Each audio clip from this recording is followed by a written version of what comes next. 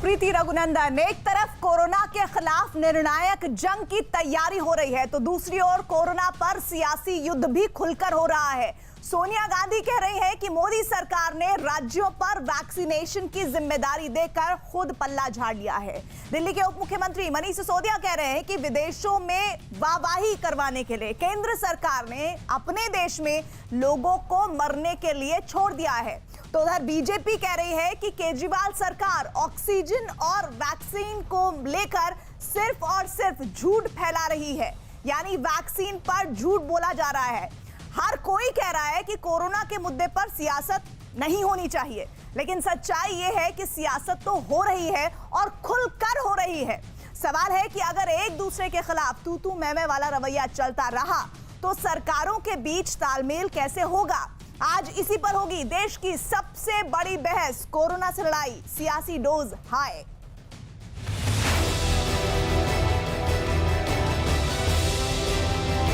केंद्र सरकार ने 730 टन ऑक्सीजन भेजी है।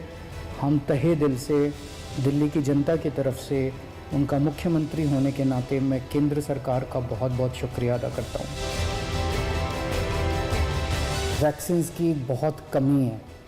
अगर हमें वैक्सीन की डोजेज़ अगर वैक्सीन पर्याप्त मात्रा में मिल जाए तो जैसे मैंने बार बार बोला है, हम 3 महीने के अंदर पूरी दिल्ली को वैक्सीनेशन करना चाहते हैं। दिल्ली में केजरीवाल जी राजनीति करते हैं।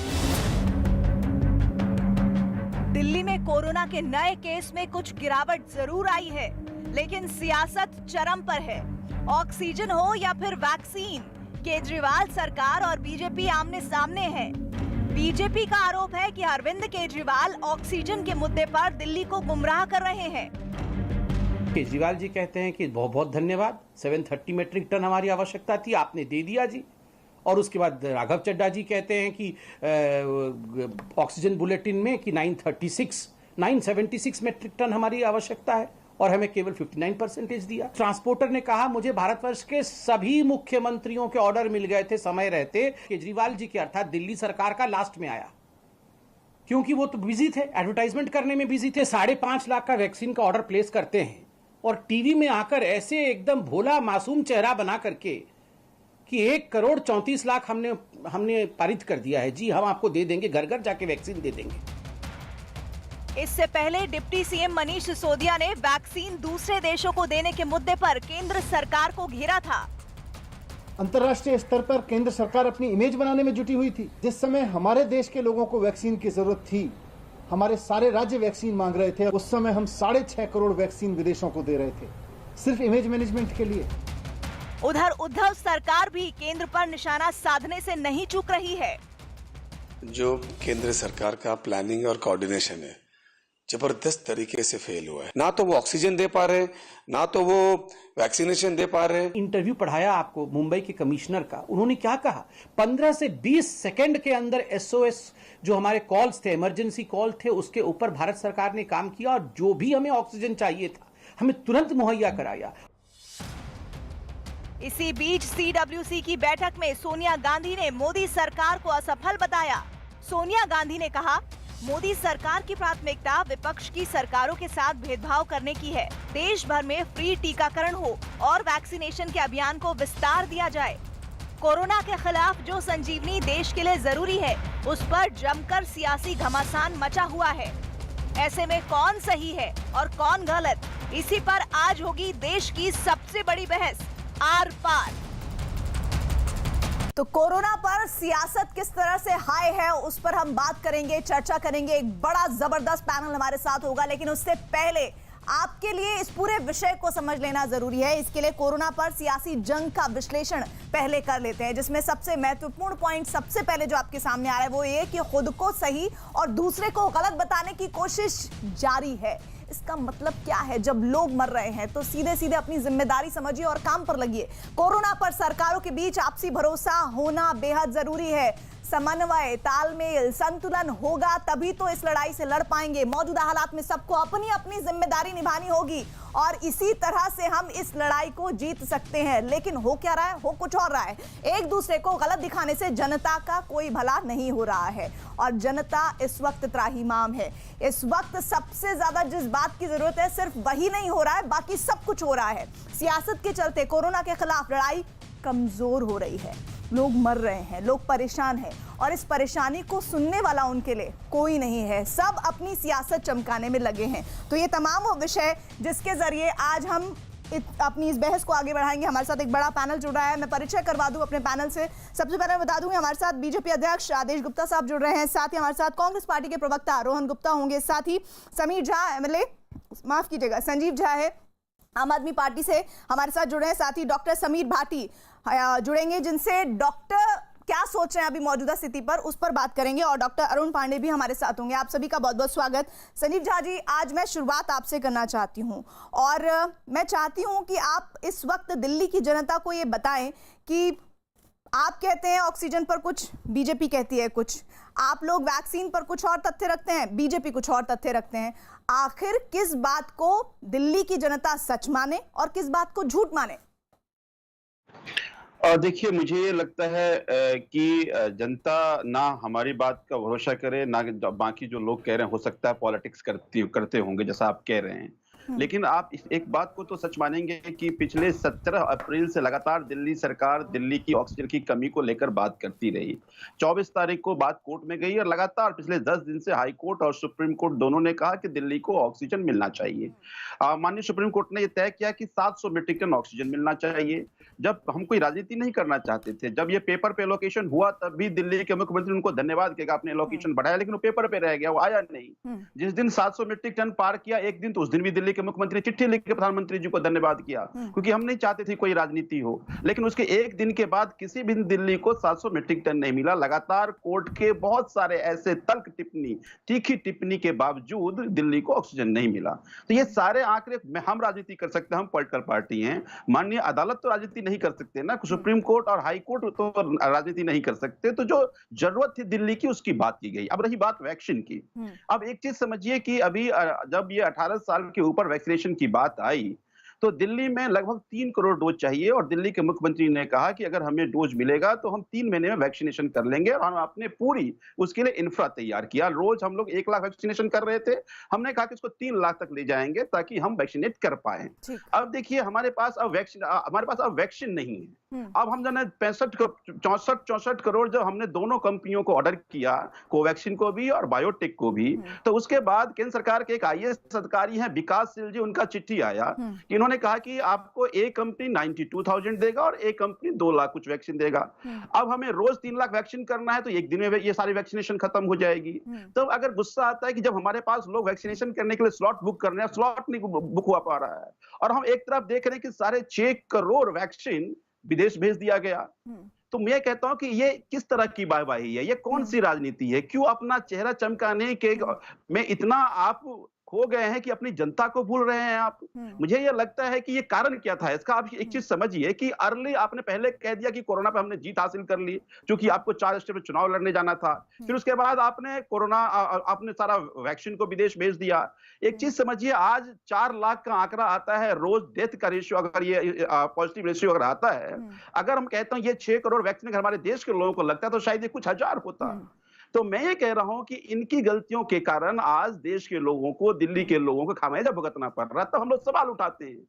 तो ये सवाल उठाना, अगर सहज सवाल उठाएं, अगर तब ये कहें राजनीति हो रही है, तो फिर ऐसी राजनीति तो करनी पड़ेगी ना। अगर हमारे लोग वैक्सीन के बिना मर जाएंगे तो हम चुपचाप रह जाएंगे, हम नहीं बोलेंगे। और वो भी वो सरकार जो जनता के लिए काम कर रही है। आपने संजीव झा जी को सुना, वो बेहद गंभीर सवाल उठा रहे हैं मौजूदा स्थिति में कि आप लोगों ने अपनी छवि चमकाने के लिए विदेशों में निर्यात तक कर दी वैक्सीन, लेकिन आज जब दिल्ली की सरकार आपसे मांग रही है वैक्सीन और कोशिश कर रही है कि अलग अलग जो कंपनियां हैं उनसे वैक्सीन उन तक पहुंचे ताकि बड़े पैमाने पर युद्ध स्तर पर वो वैक्सीनेशन का प्रोग्राम दिल्ली में शुरू कर पाए, उसमें आप रोड़ा क्यों डाल रहे हैं? देखिए, जहां तक दिल्ली सरकार की बात है, हमें इस वैक्सीनेशन अभियान को पूरी तरह समझना चाहिए।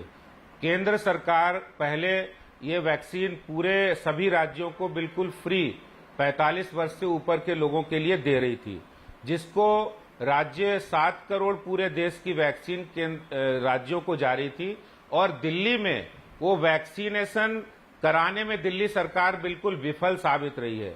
दिल्ली के अंदर फ्रंटलाइन वर्कर्स की सेकेंड डोज का 50% रेशियो है। 45 साल से ऊपर के लोगों को जो वैक्सीन लगी है उसमें सिर्फ 9% लोगों को सेकेंड डोज लगी है।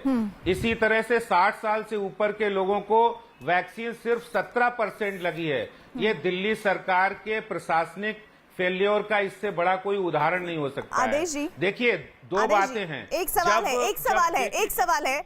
सवाल है, उसका जवाब दीजिएगा। ये जो आप डेटा बता रहे हैं उसमें ये कि आम आदमी पार्टी कह रही है कि हमने 1 करोड़ 34 लाख वैक्सीन का ऑर्डर दिया और आप लोग कह रहे हैं कि वो मात्र 5.5 लाख का ऑर्डर है। अभी हम पीछे की बात ना करते हुए अभी इसी ऑर्डर पर बात करते हैं, क्योंकि अभी मौजूदा स्थिति में जो सियासत है दोनों ही पॉलिटिकल पार्टीज इस ऑर्डर पर कर रही हैं। तो ये बात साफ होना दिल्ली के व्यूअर्स के लिए, दिल्ली की जनता के लिए जरूरी है। देखिए, मैं इसमें आपको स्पष्ट बता देना चाहता हूं कि 19 अप्रैल को जब सभी राज्यों ने मांग की कि वैक्सीनेशन को फ्री किया जाए, तो 19 अप्रैल को केंद्र सरकार ने डिसीजन किया कि जितना भी वैक्सीन का प्रोडक्शन होगा उसमें 50% जो वैक्सीन है वो 45 साल से ऊपर के लोगों के लिए राज्यों को फ्री दी जाएगी और 50% वैक्सीनेशन जितना प्रोडक्शन होगा उसको राज्य अपने ओर से कंपनियों से डायरेक्ट वो परचेज कर सकते हैं। 19 अप्रैल को डिसीजन हुआ और दिल्ली सरकार ये ऑर्डर 27 अप्रैल को करती है, जबकि महाराष्ट्र के अंदर और दूसरे राज्यों में उन्होंने बहुत पहले ऑर्डर किया कंपनियों को और उनको वैक्सीन प्रॉपर मिलना शुरू हो गई। देखिए, अगर दिल्ली सरकार अपनी कमियों को, दूसरों की गलती, अपनी कमियों को दूसरों के ऊपर डालता है, केंद्र के ऊपर डालता है, बिल्कुल गलत है। ये सिर्फ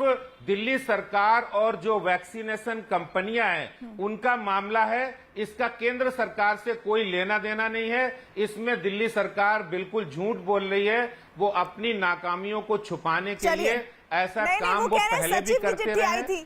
ऑक्सीजन का मामला चिट्ठी आई थी। देखिए, संजीव झा, मैं ये बात सही कह रही हूं कि नहीं कह रही हूं? तो आई थी, लेकिन देखिए, मुझे ये लगता है कि फिर आदेश गुप्ता जी कुछ फैक्चुअल एरर कर रहे हैं। 26 तारीख को दिल्ली सरकार ने दोनों कंपनियों को अपनी 64 लाख वैक्सीन के ऑर्डर अपने दिए थे और 29 अप्रैल को केंद्र सरकार का जवाब आता है। वही बात कह रहा हूं, 19 अप्रैल को जब केंद्र सरकार ने डिसीजन किया तो 1 हफ्ते का विलंब आपने क्यों किया? दूसरी बात, दिल्ली पहला स्टेट था। जरा आंकड़े देख लीजिए, दिल्ली पहला स्टेट था। हमने 22 तारीख को पहले चिट्ठी लिखी थी, 26 तारीख हमने दूसरी चिट्ठी लिखी। अगर उसको दिल्ली सरकार पहले अगर वो ऑक्सीजन जिन्होंने वैक्सीन का ऑर्डर दोनों कंपनियों को किया, पहली बात। दूसरी बात, एक और आंकड़ा मैं आपको दूं कि आज गुजरात के पास 60% वैक्सीनेट करने की वैक्सीन मिल गई, बाकी स्टेट को कहीं 10%, कहीं 12%, कहीं 15%। तो इस तरह से अगर वैक्सीनेशन की पॉलिसी केंद्र सरकार बायस्ड होकर बनाए। संजीव झा, क्या आप ये कहना चाह रहे हैं, संजीव झा, क्या आप ये कहना चाह रहे हैं कि केंद्र सरकार मौजूदा स्थिति में जहां लोगों की एक एक सांस बेशकीमती होती हुई नजर आ रही है, लोग हजारों रुपए अपने परिवार के सदस्य को बचाने के लिए डालने को मजबूर है और डाल रहे हैं, लगातार हम वो तस्वीरें दिखा रहे हैं, क्या आप ये कहना चाह रहे हैं कि केंद्र सरकार इस स्थिति में भी कौन से राज्य को कितनी ऑक्सीजन देनी और कौन से राज्य को ऑक्सीजन देने के प्रोसेस में रोड़ा अटकाना है, इस जुगत में लगी है? क्या ये आपका आरोप है?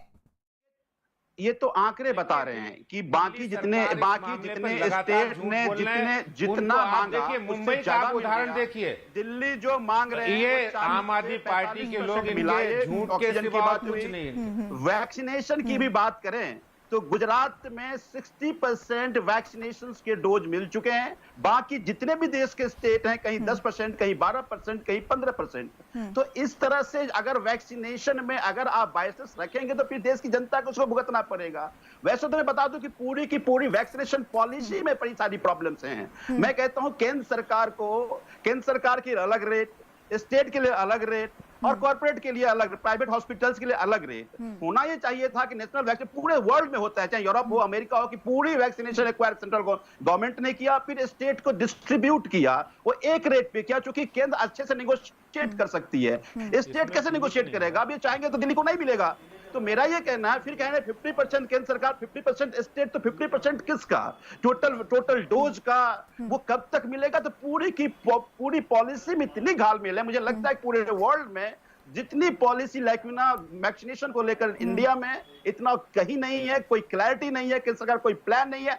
आज ही इंडियन मेडिकल एसोसिएशन ने कहा है कि ये ऊपर में बैठे, केंद्र सरकार में बैठे जो मंत्री है, जो पॉलिसी बना रहे हैं, ये ऊपर ही अटक रहा है, ये धरातल पर नहीं आ रहा है। यही बात सुप्रीम कोर्ट ने भी कहा था कि आप आइवरी टावर में बैठ करके आप डिसीजन ले रहे हैं, इससे जनता को फायदा नहीं होने वाला है। संजीव झा, मैं आदेश गुप्ता जी से इस बात का जवाब लूंगी, अभी मैं रोहन गुप्ता के पास जाना चाहती हूँ, लेकिन एक फैक्ट क्लियर कर दूं, जो आप 64 लाख बोल रहे हैं सीरम इंस्टीट्यूट और भारत बायोटेक को, वो दरअसल 67 लाख और 67 लाख है, दोनों ही को, जो आपने गलत बोल दिया था, हो सकता है गलती से हुआ हो। और इस बारे में मैं रोहन गुप्ता के पास आना चाहती हूँ। रोहन गुप्ता, ये क्या ऐसा हो रहा है कि कभी गेंद केंद्र के पास, कभी दिल्ली सरकार के पास, आखिर में किसका सबसे ज्यादा नुकसान हो रहा है? और आप बता रहे हैं कि अभी पीछे हम सुन रहे थे कि महाराष्ट्र बहुत अच्छे तरीके से ट्रीट कर रहा था, महाराष्ट्र ने शुक्रिया भी अदा किया केंद्र सरकार का। अभी आप भी मौजूदा स्थिति में किसी तरह के आरोपों के साथ जुड़ रहे हैं, चाहे वो आम आदमी पार्टी पर हो या फिर केंद्र सरकार पर हो? देखिए प्रीति जी, काफी दिनों से मैं दिल्ली की ऑक्सीजन की डिबेट हो या पूरे देश की डिबेट कर रहा हूँ। इसमें पीस कौन रहा है? जनता पीस रहे हैं प्रीति जी। हम लोगों के डिबेट करने से क्या लोगों की जान बच जाएगी? आज भी लोग ऑक्सीजन की किल्लत से मर रहे हैं। हम लोगों की डिबेट से क्या लोगों को वैक्सीन मिल जाएगी? हम लोगों की डिबेट से क्या रेमडेसिविर मिल जाएंगे? मुद्दा यहाँ पे ये नहीं है प्रीति जी। जिस प्रकार से सरकार ने, केंद्र सरकार की एक जिम्मेदारी थी, जब पहली वेव के बाद में हमको दूसरी वेव की तैयारी करनी चाहिए थी, तब अपना डंका बजाने के लिए 136 देशों को हमने हेल्प कर दी, आपने वैक्सीन एक्सपोर्ट कर दी। आज जिस वैक्सीन की दो लोग बात कर रहे थे, अगर 6 करोड़ वैक्सीन आज देश के पास होती तो ये हाल नहीं होता। दूसरी बात, जो रेमडेसिविर हो, ऑक्सीजन हो, ये सब एक्सपोर्ट क्यों हुआ? क्योंकि सरकार अपने एंटीसिपेशन में, दूरदर्शिता में कहीं पे वो उनकी दूरदर्शिता में था ही नहीं कि दूसरा वेव आने वाला है। दूसरी बात, पार्लियामेंट्री कमेटी ने फरवरी में एक रिपोर्ट दी थी जिसमें कहा था कि ऑक्सीजन की किल्लत होने वाली है। सरकार ने उसको भी नजरअंदाज किया। एक एक्सपर्ट कमेटी डॉक्टर्स की बनाई थी, उन्होंने भी कहा कि देश में बहुत अलग अलग टाइप के म्यूटेंट वेरिएंट आने वाले हैं, सरकार को उसने भी अनदेखी की। और अब जब लग रहा है कि वो कंट्रोल नहीं कर पा रहे हैं, तब राज्यों पे जिम्मेदारी डाल देना मुझे लगता है कि ये पल्ला झाड़ने के बराबर है प्रीति जी। मुद्दा यहाँ पे किसकी गलती है, किसने क्या किया, हम जो भूतकाल है उसको नहीं बदल सकते। हमको वर्तमान में सोचना होगा कि सबको मिलके आज जरूरत क्या है समय की, कि एक भी मौत ऑक्सीजन के बिना नहीं होनी चाहिए। नंबर 1, वैक्सीनेशन की बात है। भारत एकमात्र देश ऐसा है जहां पे प्राइवेट कंपनी तय करती है कि किसको वैक्सीन मिलेगी या किसी को नहीं मिलेगी और कौन से दाम पे मिलेगी। ये यूनिवर्सल इम्यूनाइजेशन भारत की एक नीति रही है। ये केंद्र सरकार की जिम्मेदारी होनी चाहिए थी कि जब आपने 35,000 करोड़ का बजट आपने वैक्सीन के लिए रखा था, तब ऐसा क्या हो गया कि आधे में आपको स्टेट्स के ऊपर डालना पड़ा? आज हमारे स्टेट्स भी कह रहे थे कि हमने तो बजट का प्रावधान नहीं किया, हम करेंगे। मुख्य मुद्दा जो केओस हो गया है प्रीति जी, उसको दूर करने की जरूरत है। यहाँ पे सबको मिलके, राजनीति को भूल के, जिस प्रकार से आम आदमी पार्टी और भाजपा एक दूसरे पे दोषारोपण कर रहे हैं, दिल्ली का हर नागरिक परेशान होगा कि हमने कैसी सरकारों को चुना है। अरे इन दोनों को आप साथ में लाइए, आप दोनों साथ में जवाब दीजिए कि ऑक्सीजन क्यों नहीं मिल रहा है। आज वैक्सीनेशन की बात है, जो भी है सरकार ने नीति तय की है, अब हमारी प्राथमिकता होनी चाहिए कि सबको वैक्सीन जल्दी से जल्दी। रोहन गुप्ता ने कुछ सवाल उठाए हैं, उन पर जवाब दीजिएगा, और साथ ही संजीव झा ने भी कुछ सवाल आपसे पूछे हैं।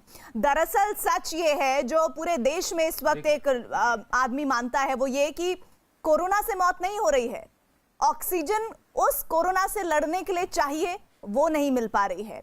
वो दूसरे फेज में हमने देखा कैसे अपनों को खोया है लोगों ने। वहीं अब तीसरी वेव की जब हम बात करते हैं तो कहते हैं कि वैक्सीनेशन होना चाहिए। वैक्सीनेशन में भी अब सियासत को आप लोग ऊपर रखकर सब कुछ करना चाहते हैं। सर, फिर इसका समाधान कैसे निकलेगा? आम आदमी तो आप ही लोगों को देखेगा ना कि आप लोग क्या कर रहे हैं, कब तक उनको वैक्सीनेशन मिल पाएगा कि नहीं मिल पाएगा।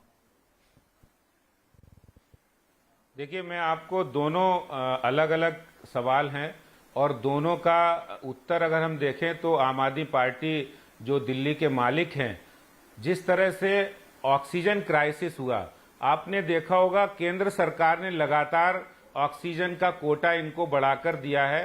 और 700 MT किया आदेश जी, है। लेकिन दिल्ली देखिए सर, मैं आपको रोक देती हूँ, मैं रोकना नहीं चाहती, लेकिन सच ये है कि कोटा बढ़ाने से अस्पतालों में ऑक्सीजन नहीं पहुंच जाती। आप ये जानते हैं अच्छे से। मैं जानती हूं कि आप लोगों ने कोटा बढ़ाया, लेकिन वो कोटा जो प्रोसेस होकर जब पहुंचती है, चाहे वो टैंकर के थ्रू हो या फिर सिलेंडर पहुंचने हो, वो नहीं पहुंचे। और वो नहीं पहुंचे इसीलिए आम आदमी दिल्ली का उसने दम तोड़ा, विश्वासघात किया है। आप देखिए, इन्होंने ऑक्सीजन के नाम पर इनके मंत्री कालाबाजारी कर रहे हैं, जमाखोरी कर रहे हैं, इनके विधायक जमाखोरी कर रहे हैं। और जिस तरह से ऑक्सीजन का क्राइसिस दिल्ली के अंदर उत्पन्न किया गया, केंद्र सरकार ने इनको कोटा दिया, इनको ऑक्सीजन दी, इनके पास क्रायोजेनिक टैंकर भी नहीं थे। और वो टैंकर की जो वेंडर तलाशने के लिए 18 अप्रैल को दिल्ली के मालिक साहब कहते हैं कि हमें क्रायोजेनिक टैंकर चाहिए, जबकि 1 अप्रैल को 2700 केसेस आए थे और केंद्र सरकार ने इनको 6 मार्च को चिट्ठी लिखी थी कि आप ऑक्सीजन के प्रिक्योरमेंट की व्यवस्था कर लें। और उसके बाद भी दिल्ली सरकार ने जू नहीं रेगा, उन्होंने कोई उस पर काम नहीं किया और उसका परिणाम आज दिल्ली की जनता को भुगतना पड़ा। आप देखिए, दिल्ली के अंदर जब 22 अप्रैल को इन्होंने सिटीजन फैसिलिटेशन चार्ट बनाया, दिल्ली के अंदर जो व्यवस्थाएं, प्रशासनिक व्यवस्थाओं का अभाव था, वो जाके 22 अप्रैल को इन्होंने हेल्पलाइन नंबर जारी किया। आप देखिए, दिल्ली की सरकार ने सिर्फ प्रचार करने के सिवा और कोई काम नहीं किया। अगर वो सीरियसली काम करते, मुंबई के अंदर 92,000 एक्टिव केस थे और उनका काम 375 MT से चल गया, लेकिन दिल्ली के अंदर 700 MT देने के बाद भी इनको ऑक्सीजन का क्राइसिस लगा। इसका कारण है कि इनके ही विधायक और मंत्रियों ने ऑक्सीजन की कालाबाजारी की। संजीव झा, जवाब दीजिए इस बात का। ये बात तो सही है जो आदेश जी ने भी कही और जो पूरे दिल्ली में लोग जान रहे हैं कि आपके विधायक ने होर्डिंग की ऑक्सीजन के सिलेंडर्स की, और आपको कोर्ट ने कहा, फटकार लगाई कि जितना पैसा आपने विज्ञापन पे खर्च कर दिया होता, सही तरीके से खर्च किया होता, अवेयर करने के लिए खर्च किया होता, तो ये स्थिति ना होती। नहीं, मुझे लगता है कि फैक्चुअली थोड़े से मिस इन्फॉर्म्ड हैं। आज हाई कोर्ट में ये बात, याचिका का रिप्लाई दिया और हाई कोर्ट ने कहा कि ये होर्डिंग नहीं है। अगर कोई 5, 7, 10 सिलेंडर किसी जगह से, फरीदाबाद से या नोएडा से कहीं से बढ़ाकर लाकर अपने क्षेत्र की जनता को दे रहा है, ये सेवा और बहुत सारी सामाजिक संस्थाएं इस तरह के काम कर रही है। बल्कि हाई कोर्ट ने अप्रिशिएट किया है। तो इसका मतलब है कि हाई कोर्ट के जज के फैसले को भी आप चुनौती दे रहे हैं। आप कहते हैं कि आप उनसे ज्यादा जानते हैं, पहली बात। क्योंकि देखिए, मिसलीड करना इन लोगों की आदत है।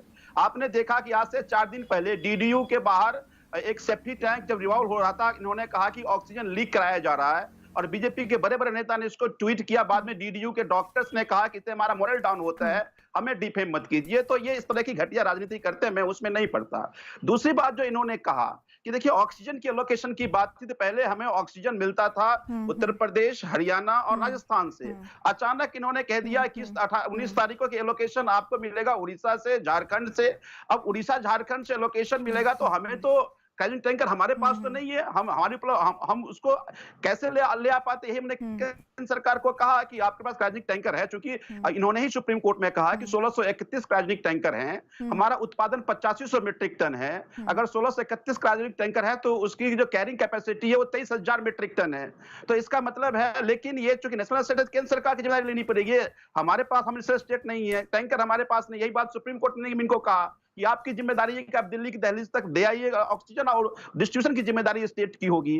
तो बस नेटसेल मेरा ये कहना है कि देखिए, आज इन सब लोगों को चूंकि 3 चीजें हैं जो नेशनल आज गवर्नमेंट की जिम्मेदारी थी: ऑक्सीजन की उपलब्धता, मेडिसिन की उपलब्धता और वैक्सीनेशन की जिम्मेदारी। अब तीनों में देखिए कि कितनी क्राइसिस है कि मेडिसिन की कालाबाजारी हो रही है, ऑक्सीजन के कारण लोग रो रहे हैं, वैक्सीनेशन लोगों को मिल नहीं रहा है। इसका मतलब है कि कंप्लीटली केंद्र सरकार की मिसमैनेजमेंट के कारण जवाब दीजिए। पहले वाले मामले मामले में आप फेल हुए, दूसरे वाले मामले में फेल हुआ, और ये किसी एक का फेलियर नहीं है। ये मैं सिर्फ केंद्र के सर पर इसका ठीकरा फोड़ूं, ये भी कहना सही नहीं होगा। इसमें राज्यों के साथ जो कोऑर्डिनेशन चाहिए था, उसमें जिम्मेदारी जरूर केंद्र सरकार की ज्यादा या कम हो सकती है, लेकिन सच तो ये है कि एक कोऑर्डिनेटेड एफर्ट जो होना चाहिए था इस महामारी के टाइम में, वो नहीं हुआ। और सच ये है कि अब वैक्सीन लगवाने के लिए भी टोटे पड़ रहे हैं। आप लोग पिक एंड चूज की पॉलिसी अपना रहे हैं, जैसा कि आरोप है आम आदमी पार्टी का। आदेश जी, देखिए, ये हमारे मित्र जो बोल रहे हैं आम आदमी पार्टी के, ये बहुत सारी गलत बातें बोल रहे हैं। मैं आपको बताऊं कि जिस समय दिल्ली के अंदर ये ऑक्सीजन क्राइसिस हुआ, मैं मुंबई के जो कमिश्नर हैं उन्होंने साफ कहा कि केंद्र सरकार की तरफ से हमें पूरा सहयोग मिला। हर राज्य, कोई भी राज्य नहीं कह रहा कि केंद्र से हमें सहयोग नहीं मिला, लेकिन दिल्ली ने उसकी समुचित व्यवस्थाएं दिल्ली सरकार ने नहीं की। और जहां तक वैक्सीनेशन का सवाल है, हमने जो आंकड़ा आपके पास रखा है, जिस तरह से वैक्सीनेशन अभियान का जो इन्होंने 19 तारीख के डिसीजन को 26 तारीख को ऑर्डर किया, अब आप ये सोचिए जब पूरे देश में वैक्सीन का जो प्रोडक्शन है वो इस समय सबको जरूरत है, और ऐसे समय में 50% जो प्रोडक्शन है वो कंपनियों से इनकी ओर आना है, और वो कंपनी और दिल्ली सरकार का मामला है। ऐसे में भारत सरकार का कहां पे नाम आता है? भारत सरकार ने जो 45 साल से ऊपर की वैक्सीन जिनको लगनी है उनको पूरी डोज इनको दी है। आप देखिए कि दिल्ली सरकार अगर समय रहते अपने इंफ्रास्ट्रक्चर को सही करते, वेंटिलेटर्स करते, अगर हॉस्पिटल बढ़ाते, तो निश्चित रूप से कोरोना की लड़ाई को हम अच्छी तरह लड़ सकते थे। भारतीय जनता पार्टी इसमें कोई आरोप प्रत्यारोप की राजनीति नहीं करती है। हम लगातार दिल्ली के लोगों को अच्छा इलाज मिले, कोरोना से ऑक्सीजन मिले, इसकी हम बात करते हैं और काम भी करते हैं। लेकिन आम आदमी पार्टी सिर्फ और सिर्फ राजनीति का काम करती है, ये बिल्कुल गलत है। स्टार इमेजिंग पैथ लैब से वो हमारे साथ जुड़े हैं, और ऐसे में बहुत सारे सवाल हैं जो इस वक्त भी मुझे लगातार ट्विटर पर आ रहे हैं। हमारे व्यूअर्स कुछ सवाल हैं जिनके जवाब चाहते हैं, वो आपसे बेहतर समीर जी कोई नहीं दे सकता। ये कहा जा रहा है कि सीटी स्कैन सबसे ज्यादा इंपॉर्टेंट है मौजूदा कोरोना डिजीज में आइडेंटिफाई करने के लिए कि किसी भी पेशेंट की स्थिति क्या है। लेकिन जैसा कि हमने देखा, एम्स के डायरेक्टर रणदीप गुलेरिया ने कहा कि 300 बार एक्सरे होगा उसके बराबर है सीटी स्कैन। तो एक तो लोगों के बीच में एक डर है, इसके बारे में बताइएगा, और कोई ऐसी जानकारी जिसके जरिए आप ये बता पाएं कि इस पेशेंट को इस तरह से आइडेंटिफाई किया जाए तो पता चल जाएगा कि उसकी कोरोना की जो स्थिति है वो एग्जैक्टली क्या है। क्योंकि बहुत सारे फैक्ट हैं, ऑक्सीजन लेवल को लेकर लोग कंफ्यूज रहते हैं, सीटी स्कैन की रिपोर्ट को लेकर कंफ्यूज रहते हैं, एक्सरे में भी बहुत ज्यादा चीजें साफ नहीं हो पाती हैं। बिल्कुल बिल्कुल। देखिए, जो आपका सबसे पहला वाला सवाल है कि सीटी स्कैन की जरूरत कब पड़ती है हमें। अभी सीटी स्कैन को लेके कुछ विवाद वगैरह चल रहा है, तो सबसे एक बार महत्वपूर्ण जान लेना जरूरी है कि सीटी स्कैन को हम कोरोना टेस्ट के डायग्नोज करने के लिए नहीं कर रहे।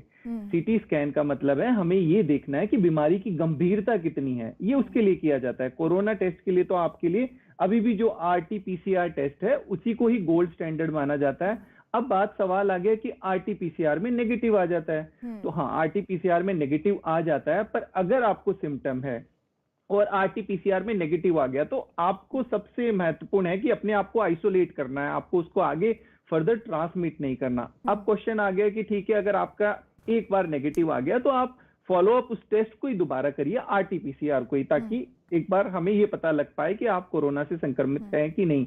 पर ये जो पैंडेमिक है, पैंडेमिक में हमें ये ध्यान रखना चाहिए कि किसी भी तरह के कोई भी सिम्टम जो कोरोना के लक्षण जैसे हैं तो उसको आपको कोरोना ही मानकर चलना पड़ेगा। ये बात आ गई। दूसरी बात आ गई कि फिर एक और मिथ है, लोगों का कहना है, ज्यादातर पेशेंट कहते हैं कि नए तरह के वेरिएंट आ रहे हैं, नए म्यूटेंट आ रहे हैं, तो वो इसमें नहीं आएंगे, सीटी स्कैन में आएगा। देखिए, ऐसा भी नहीं है। जो नए म्यूटेंट है वो भी कैसे पता लगता है, वो हमारी लैब से ही सैंपल जाते हैं। जो पॉजिटिव सैंपल्स होते हैं उन्हीं का एक परसेंटेज जाता है फर्दर आगे जीनोम सीक्वेंसिंग के लिए, जिससे पता लगता है कि नई तरह के वेरिएंट आ गए। अब आ गया सवाल कि सीटी स्कैन फिर कब कराना चाहिए। सीटी स्कैन आपको तब कराना चाहिए आपकी जब डॉक्टर आपको एडवाइस करे कि इस समय कराना है, क्योंकि कई बार बहुत सारी डिसीजन मेकिंग में उसकी जरूरत पड़ती है।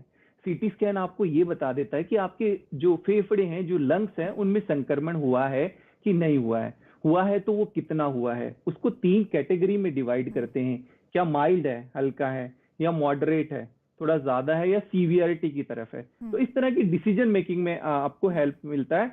और उसकी बात आ गई सीटी स्कैन और कैंसर। देखिए, एक सीटी स्कैन कराने से किसी को कैंसर नहीं होता है, ये बात को हमें समझ लेना जरूरी है। और जो 300 एक्सरे की बात है, 300 एक्सरे, देखिए अब जो मॉडर्न सीटी स्कैनर्स आ रहे हैं वो काफी लो डोज जो है स्कैनर्स हैं, तो उसमें आपको इस तरह से नहीं है कि आपको बहुत ज्यादा हाई डोज दी जाएगी, और उसमें काफी लो डोज होती है। और एक्सरे और सीटी स्कैन की जहां तक बात आ गई, एक्सरे को रिप्लेसमेंट नहीं मान सकते सीटी स्कैन का। एक्सरे उन पेशेंट्स का किया जाता है जो आईसीयू में एडमिट है और जिनका रेगुलर बार बार उनको सीटी स्कैन नहीं कर सकते, उनकी मॉनिटरिंग करनी पड़ती है, प्रोग्रेशन देखना पड़ता है डिजीज का, तो उनमें रेगुलर एक्सरे होता है।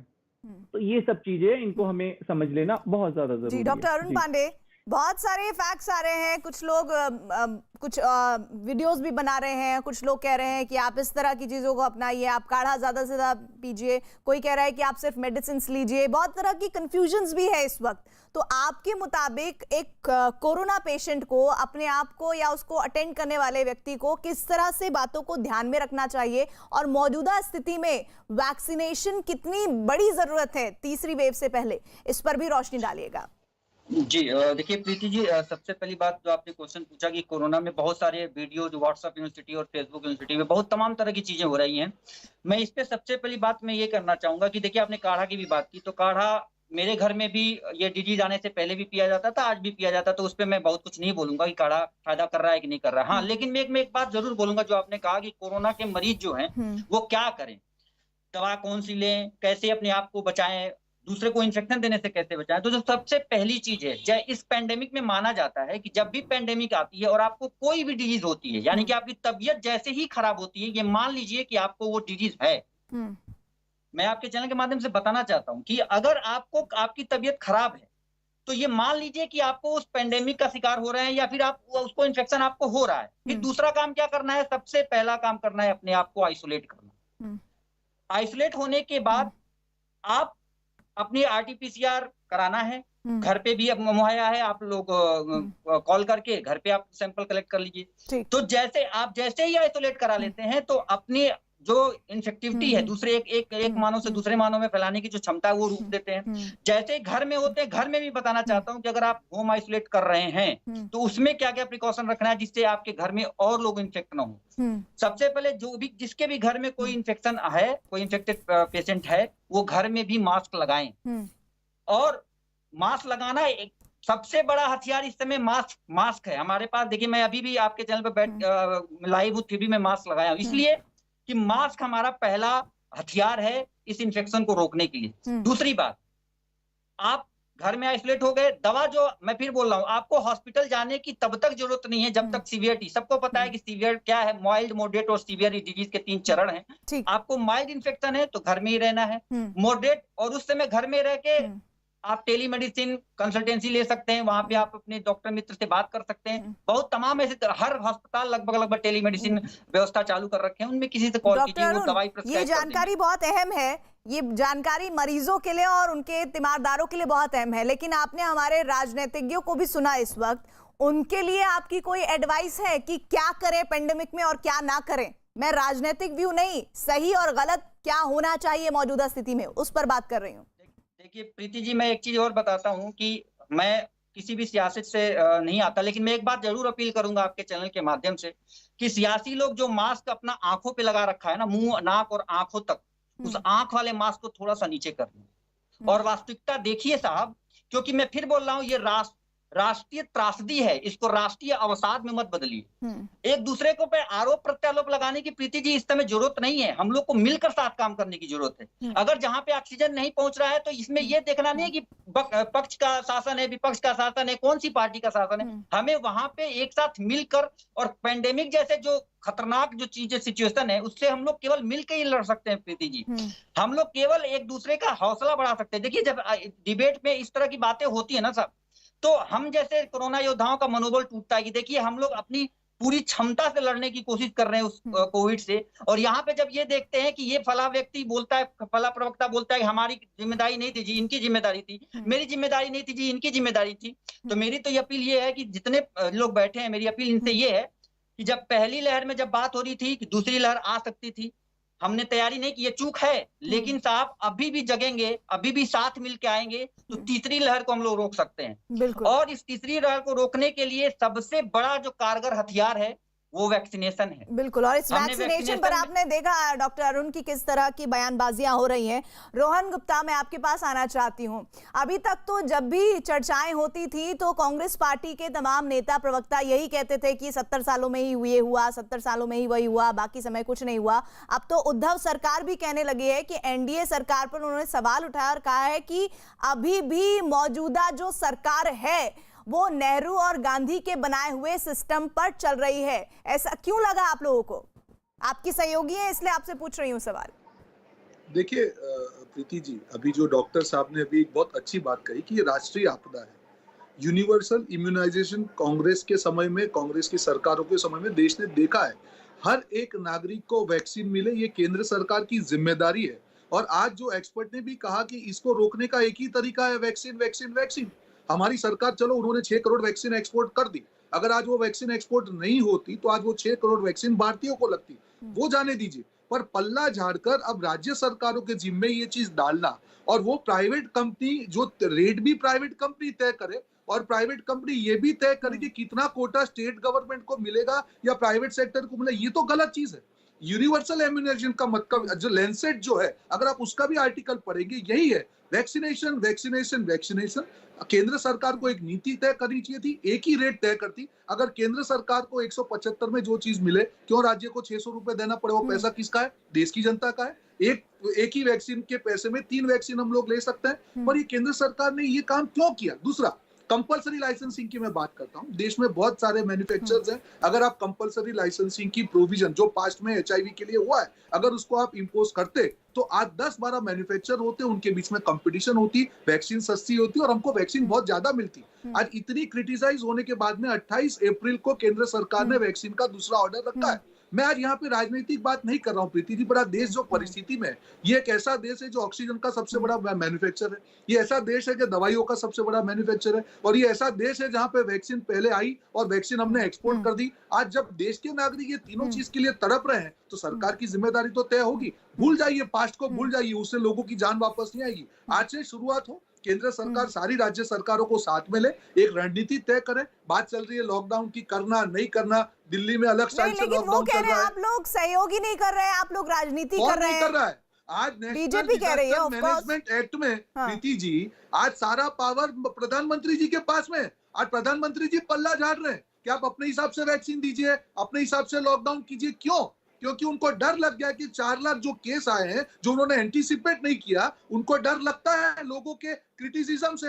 नहीं, लेकिन सुनिए आदेश गुप्ता जी के पास मैं जाऊं रोहन, लेकिन उससे पहले आपको मैं याद दिलाना चाहती हूँ, जब पहला लॉकडाउन लगा था तब आप ही लोगों ने सबसे ज्यादा उसको क्रिटिसाइज किया था, आपने सवाल उठाए थे उस पर।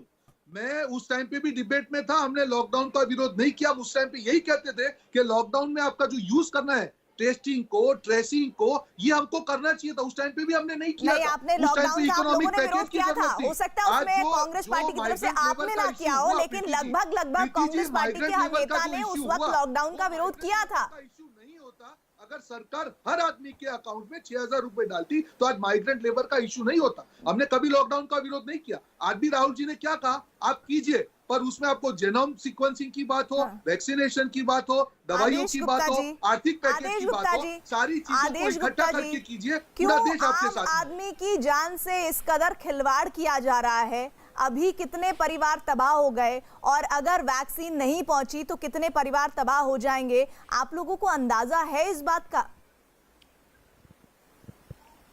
देखिए, जो काम आज देश में हमारे प्रधानमंत्री नरेंद्र मोदी जी के नेतृत्व में हुआ है, वो वास्तव में इतिहास के अंदर, आप इतने कम समय में देश के अंदर वैक्सीन तैयार होना और वैक्सीनेशन अभियान चलाना, ये अपने आप में बहुत बड़ी बात है। मैं कांग्रेस के मित्रों से पूछना चाहता हूं कि संकट के समय राहुल बाबा कहां हैं, कांग्रेस कहां है? लोगों की मदद करने की बजाय ये लोग राजनीति कर रहे हैं। कहीं नहीं है। वहीं पर भारतीय जनता पार्टी सेवा का काम कर रहे हैं। अब कांग्रेस पार्टी को अपना काम करना पड़ेगा क्योंकि आप केंद्र में है। ये क्या बात हुई? वो लोग नहीं कर पाए तभी तो आप लोग हैं। और मुझे इस बात का जवाब दीजिए जो बहुत जरूरी है, जो तमाम राज्य सरकारें जहां पर बीजेपी की सरकार नहीं है वो आपसे सवाल पूछ रही है कि वैक्सीन की एक कीमत क्यों नहीं है? ये क्या नहीं केंद्र सरकार इस पर टेक ले सकती है, जबकि इस पर तो कानून भी है? देखिए, वैक्सीनेशन पर जितना भी काम हुआ है केंद्र सरकार ने राज्यों के कहने से हुआ था।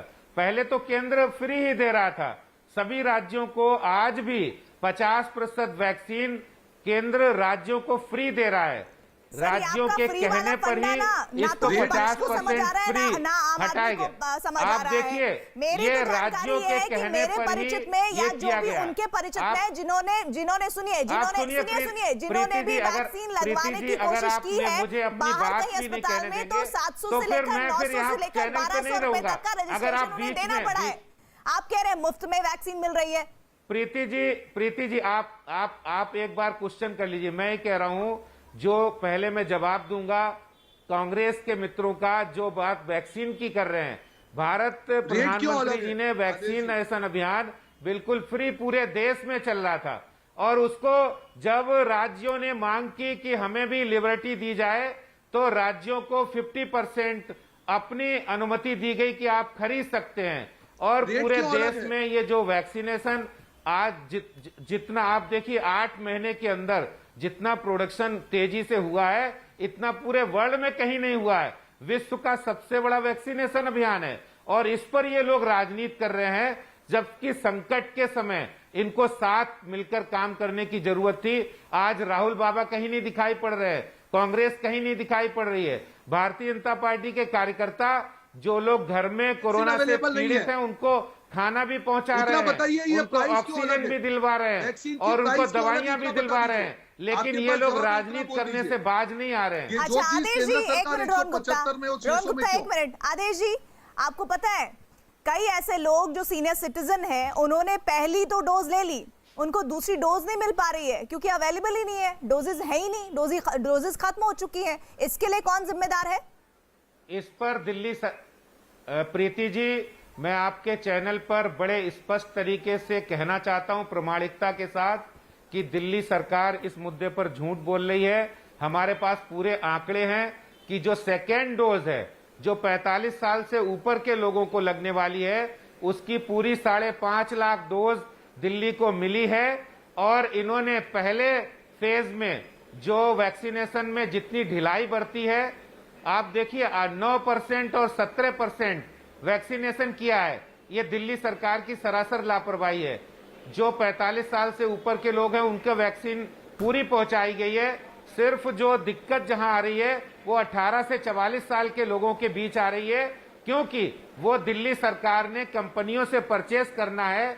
इन्होंने जो ऑर्डर दिया है 26 तारीख को, जब 26 को ऑर्डर दिया है, तो अकॉर्डिंगली ही इनके पास जो सप्लाई है वो पहुंचेगी। सर, वो तो और ये उसकी कह रहे हैं कि जवाबदेही 30 पूरी अप्रैल तरह को दे दिया था कंपनी है और सीरम दिल्ली सरकार इंस्टीट्यूट को और भारत बायोटेक को। संजीव झा, क्या मैं गलत कह रही हूँ? देखिए, मुझे लगता है कि वो सारी चिट्ठी आपके पास है, और चिट्ठी मैं आपको व्हाट्सएप भी कर दूंगा। जो आप कह रहे हैं बिल्कुल 100% फैक्ट है। देखिए, हम शुरू से 3 बात कहते आ रहे थे। हम कह रहे थे कि हमारा जो वैक्सीन है उसका राष्ट्रीयकरण होना चाहिए, दूसरा कह रहे थे कि हम इसका यूनिफॉर्म रेट होना चाहिए, और तीसरा कह रहे थे कि ये सबको वैक्सीन मिलना चाहिए। तो पहले इन्होंने क्या किया कि नेशनलाइजेशन ऑफ वैक्सीन के बदले इन्होंने पूरे विदेशों में जाकर पाकिस्तान तक को डोज दे दिया, बांग्लादेश को मिला पर हमारे देश के लोगों को नहीं मिला। दूसरा हमने कहा कि यूनिफॉर्म रेट होना चाहिए, तो इन्होंने कहा खुद खरीद लेंगे 150 में, स्टेट खरीदेगा 400 में, फिर उस पर जीएसटी लगा दीजिए, प्राइवेट जाइए तो 1000 रुपए का वो वैक्सीन पड़ जाएगा आपका। और अब वैक्सीन की उपलब्धता की जहां तक बात आ रही है, तो कहीं वैक्सीन नहीं मिल रहा है। अगर सीनियर सिटीजन की भी दिल्ली में बात करें, मतलब 45 से ऊपर की बात करें, तो हमारे पास केवल 4 दिन का बचा हुआ है वैक्सीन। अगर हम 18 से 45 तक की बात करें, केवल 2 दिन का वैक्सीन बचा हुआ है हमारा। तो मेरा इतना ये कहना है, मुझे ये लगता है कि अगर थोड़ी सी भी समझ रखते होंगे आदेश जी, या वैक्सीन का जानकारी रखते होंगे, तो जब हमने शुरू फर्स्ट डोज जो दिए 45 लाख आपने, हमें 13 लाख आपने कोवैक्सीन दिया, और कोविशील्ड आपने 29 लाख दिया। लगातार हम वैक्सीन करते रहे, तो ऐसा तो नहीं था ना जो फर्स्ट डोज दे फिर रोक देते उसको, हम लगातार डोज देते रहे। अब सेकेंड डोज जिसकी बारी है, वैक्सीन हमारे पास नहीं है, वैक्सीन की कमी हमारे पास हो रही है। तो जब तक वैक्सीन की उपलब्धता नहीं रहेगी ये परेशानी होगी। तभी हम लोग बार बार सवाल उठा रहे हैं कि आपने जो 6.5 करोड़ आपने विदेश भेज दिया वैक्सीन, आज वो 6.5 करोड़ वैक्सीन अगर होता तो ये लाख का आंकड़ा जो मौत का पहुंच रहा, हो सकता है ये 1000 में भी ना पहुंचता। तो कौन इसके जिम्मेदार है? पहली बात। दूसरी बात कि आज आपके जितने, चाहे वो फाइजर हो चाहे वो मॉडर्ना हो, सबने नवंबर में इनसे करार करने के लिए कहा था कि हम आपको वैक्सीन देना चाहते हैं, आपने मना कर दिया आपने। तो मुझे ये लगता है चूंकि इनकी पूरी कंसंट्रेशन बंगाल जो अब 4 स्टेट में चुनाव था उसको लेकर था, प्रधानमंत्री जी चुनाव प्रचार में व्यस्त थे, आज उसका परिणाम देश भुगत रहा है और कोरोना का जो कहर है इससे लोग भुगत रहे हैं। तो मुझे लगता है कि अब जैसा डॉक्टर साहब कह रहे थे कि ये तू में से काम नहीं चलेगा, ये आरोप प्रत्यारोप से काम नहीं चलेगा, सबको मिलकर के काम करना है। अब भी समय है कि पूरी कंसंट्रेशन वैक्सीनेशन को लेकर के हो। ये स्टेट कैसे एक्वायर करेगी? पूरे वर्ल्ड के आप वैक्सीनेशन पॉलिसी को देखेंगे और कोरोना की बात आदेश जी सुन लेते हैं उनको भी। नहीं, बस मैं एक बात कहता हूं, एक बात करके मैं बात खत्म कर लूंगा। अगर कोरोना वैक्सीन की पॉलिसी पूरे देश यूरोप में देखें, अमेरिका में देखें, तो ये सेंट्रल गवर्नमेंट ने एक्वायर किया, फिर स्टेट को डिस्ट्रीब्यूट किया। आपने यहाँ क्या कह दिया 50%, हम 50% स्टेट लेगा। इन्हीं सवालों का जवाब ले लेते हैं। आदेश जी देखिए प्रीति जी, हमारे जो आम आदमी पार्टी के मित्र है वो शायद गलत जानकारी रखते हैं। मैं इस बहस में सिर्फ इतना कहना चाहता हूं कि आप अपनी कमियों को छुपाने के लिए, आप अपनी नाकामियों को छुपाने के लिए, अपने ऑक्सीजन फेल्योर को, अपने मेडिकल इंफ्रास्ट्रक्चर आपने नहीं बनाया समय पे, वो काम छुपाने के लिए आपने वैक्सीन का ये नया बखेड़ा शुरू किया। जबकि आज दिल्ली के अंदर जो वैक्सीन लगाना चाहते हैं उनको वैक्सीन लग रही है। दूसरी बात है, आपने पहले ही 45 साल से ऊपर के लोगों को पहले फेज में सिर्फ 9% वैक्सीन दिल्ली सरकार ने लगवाई है और 17% आपने 60 साल से ऊपर के लोगों को लगाई है। ये इस नाकामी का जिम्मेदार कौन है? जब आपको पूरी वैक्सीन मिल रही थी उस समय आपने वैक्सीन नहीं लगवाई।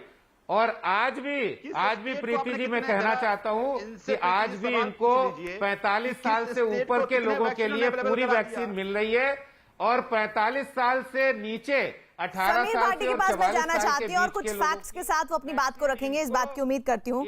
समीर भाटी जी, सर मुझे इस बात का जवाब दीजिए, ये तू मैं के बीच खुद आदेश गुप्ता जी ने भी कहा कि बखेड़ा खड़ा कर रही है दिल्ली की आम आदमी पार्टी की सरकार। मुझे ये बताइए सर, वैक्सीनेशन को लेकर दिक्कतें क्या हैं और ये दिक्कतें दूर कैसे हो सकती हैं? मैं सवाल इसलिए कर रही हूँ क्योंकि आप दिल्ली जो कोविड वैक्सीन कमेटी है उसके मेंबर भी हैं। जी बिल्कुल। देखिए अभी वर्तमान समय में जो हमारा चैलेंज है, हमें देखना है क्या है, हमारा ट्रांसमिशन रेट को एक तो हमें रोकना ही रोकना है, बिल्कुल उसको कम करना है, हॉस्पिटलाइजेशन को कम करना है, हमारी डेथ रेट को बिल्कुल हमें मतलब उस पर बहुत विशेष ध्यान रखना है और सबसे महत्वपूर्ण आ गई हमारी वैक्सीनेशन ड्राइव। अब इसका कैसे सोल्यूशन निकलेगा? ठीक है, इन सब चीजों को करने के लिए हमने क्या किया कि हम लॉकडाउन जो है लगा रहे हैं, आंशिक रूप से लॉकडाउन लगा, कंप्लीट लॉकडाउन लगा, फेजेस में लॉकडाउन लगा। पर जो लॉकडाउन लगा है अगर उसका ठीक तरीके से हमने बेनिफिट नहीं उठाया तो फिर कोई फायदा नहीं होगा। लॉकडाउन लगाने का मेन मकसद है कि हाँ side by side transmission rate भी रुके और हमारी वैक्सीनेशन ड्राइव भी स्पीड अप हो। अब वैक्सीनेशन ड्राइव स्पीड अप होने के लिए हमें क्या करना पड़ेगा कि सबसे ज्यादा जरूरी है कि थोड़ा ये जो क्योस हो गया है उसको ठीक करना जरूरी है और वो क्योस ठीक तब होगा जब सेंट्रलाइज्ड पॉलिसीज होंगी सब चीजों के लिए, क्योंकि सेंट्रलाइज्ड पॉलिसीज नहीं होगी तो फिर वो जो है थोड़ा सा जो है क्योस ये हमेशा चलता रहेगा। इसके अंदर क्या है कि जिस तरह से हमारे फेजेस में वैक्सीनेशन चल रहा है, अभी फिलहाल हम ये कर सकते हैं कि हमारी जो वैक्सीन का शॉर्टेज आ रहा है तो हमारे जो ऑलरेडी इन्फेक्टेड हो गए हैं लोग या जिनको फर्स्ट डोज लग गया फिर इन्फेक्टेड हो गए हैं, उन लोगों में ऑलरेडी एंटीबॉडीज प्रेजेंट है। ठीक है, उनको अभी रोक के बाकी जो हमारी लोग हैं उनको वैक्सीनेट करना शुरू करें। तो जी लेकिन समीर जी ऐसे भी नंबर्स बहुत ज्यादा हैं जिनको सेकंड डोज नहीं मिल पा रही है। मतलब आप जो कह रहे हैं कि एंटीबॉडीज डेवलप हो गई है वो तो ठीक है, वो मैं मान लेती हूँ, लेकिन जिनको दोबारा डोज लगवानी है वो भी बहुत बड़ा आंकड़ा है, उस आंकड़े को हम नजरअंदाज नहीं कर सकते। और उसके पास वैक्सीन नहीं है, वो जाता है अस्पताल तो वैक्सीन होती नहीं है, वापस लौट आता है। इस बीच मैं अरुण जी के पास जाना चाहती हूँ। डॉक्टर अरुण कुछ ऐड ऑन करना चाह रहे हैं हमारी इस बात में। जी देखिए जैसे डॉक्टर साहब ने बताया कि एकदम जो इन्फेक्शन से उबर कर आ रहे हैं उनको हम लोग 1 महीने 2 महीने डिले करके भी लगा सकते हैं वैक्सीन। तो इससे भी देखिए इस पेंडेमिक में आपको 3 P याद रखना है। एक टू प्रिवेंशन हमें पहला काम है, दूसरा प्रिकॉशन और तीसरा प्रोएक्टिव। तो आपको अगर इन 3 P पे ध्यान नहीं देंगे तो कोई भी पेंडेमिक बहुत ज्यादा फ्लेयर अप करती है। अब प्रिवेंशन कैसे कर सकते हैं? जो कोरोना का प्रोटोकॉल चल रहा है, कोविड प्रोटोकॉल को फॉलो करना है। प्रिकॉशन क्या क्या है?